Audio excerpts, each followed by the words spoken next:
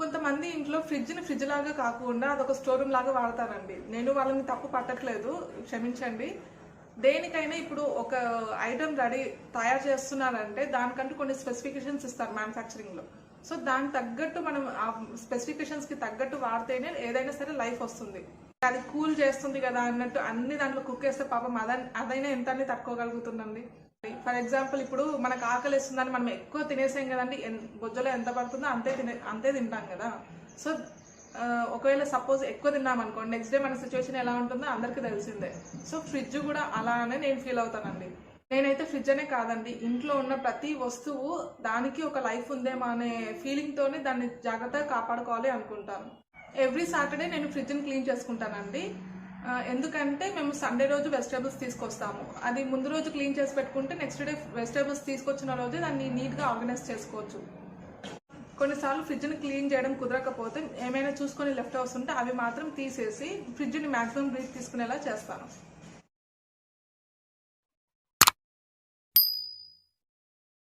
Hi అండి, నేను Ashwini. Welcome back to my channel. నేను బాగున్నాను, మీరందరూ బాగున్నారని అనుకుంటున్నాను.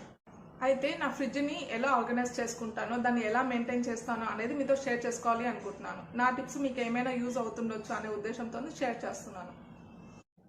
వీడియోలోకి వెళ్లే ముందు మీరు కనుక నా ఛానల్ని ఫస్ట్ టైం చూస్తున్నట్టయితే నా ప్రీవియస్ వీడియోస్ అన్ని చూసి మీకు యూజ్ అయ్యే కంటెంట్ ఉంది అనిపిస్తే నా ఛానల్ని సబ్స్క్రైబ్ చేసుకోండి.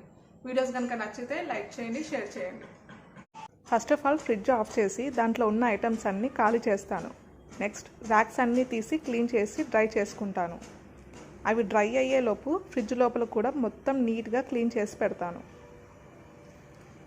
నెక్స్ట్ మళ్ళీ ర్యాక్స్ అన్నీ సెట్ చేశాక వాటిపైన టిష్యూస్ వేస్తాను, ఏవైనా యాక్సిడెంటల్ స్పిలేజెస్ అయినా మరకలు పడకుండా ఉండడానికి. నెక్స్ట్ పాయింట్ వచ్చేసి సెగ్రిగేషన్. ఏ ఐటమ్స్ ఎక్కడ పెట్టాలో ప్లాన్ చేసుకుంటే మనకు ఫ్రిడ్జ్లో ఎక్కువ స్పేస్ ఉన్నట్టు ఉంటుంది. ఎలా పడితే అలా పెట్టేస్తే కొన్ని ఐటమ్స్ ఉన్నా సరే ఫ్రిడ్జ్ సరిపోదు. మాది చిన్న ఫ్రిడ్జ్ అయినా కూడా మాకు చాలా బాగా సరిపోతుంది. చాలామంది పప్పులు, పిండి పొడులు అన్నీ ఫ్రిడ్జ్లో పెడుతూ ఉంటారు.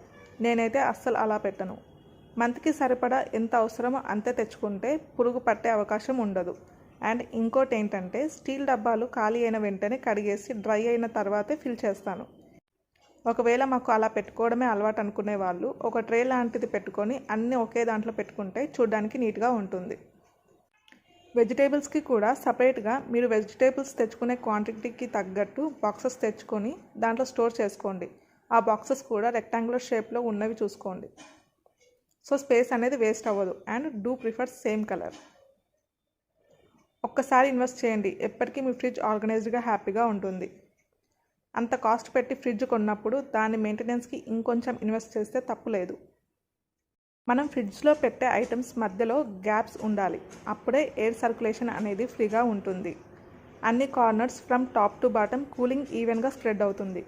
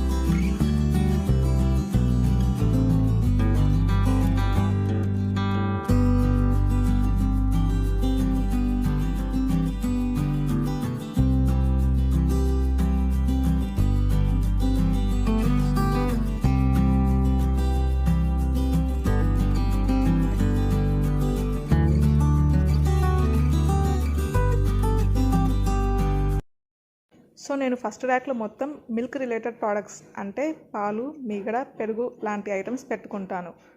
ఒక ట్రేలో చీజ్, బటర్, మయోనీస్ లాంటి ఐటమ్స్ పెట్టుకుంటాను. నెక్స్ట్ ర్యాక్లో day to day leftover items పెట్టుకుంటాను. ఇంకా ఇడ్లీ బ్యాటర్, దోశ లాంటివి కూడా. అండ్ నెక్స్ట్ ర్యాక్స్లో వెజిటేబుల్స్ పెట్టుకుంటాను. మనం ఫ్రిడ్జ్లో పెట్టే ఐటమ్స్ మధ్యలో గ్యాప్స్ ఉండాలి, అప్పుడే ఎయిర్ సర్క్యులేషన్ అనేది ఫ్రీగా ఉంటుంది. అన్ని corners from top to bottom cooling ఈవెన్గా స్ప్రెడ్ అవుతుంది. ఇంకా డోర్ ర్యాక్స్లో ఒక దాంట్లో అన్ని మసాలా పౌడర్స్, ఒక దాంట్లో సాస్కి రిలేటెడ్ ఐటమ్స్, ఒక దాంట్లో పచ్చళ్ళు, అల్లం వెల్లుల్లి పేస్ట్ ఇలాంటివి ఒక సైడ్లో పెట్టుకుంటాను. బ్యాడ్ స్మెల్ అవాయిడ్ చేయడానికి హాఫ్గా కట్ చేసిన లెమన్స్ని అక్కడక్కడ కార్నర్స్లో పెట్టుకుంటాను.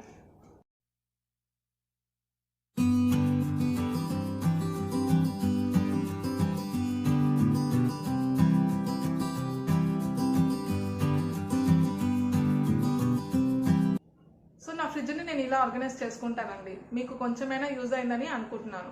మీరు మీ ఫ్రిడ్జ్ని ఎలా చూసుకుంటారనేది నాకు కమెంట్స్లో షేర్ చేయండి. మళ్ళీ మరో వీడియోలో కలుద్దాం. బాయ్.